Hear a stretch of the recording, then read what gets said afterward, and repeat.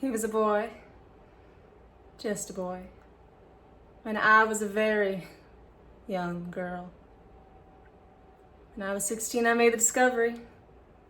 Love. All at once and much, much too completely.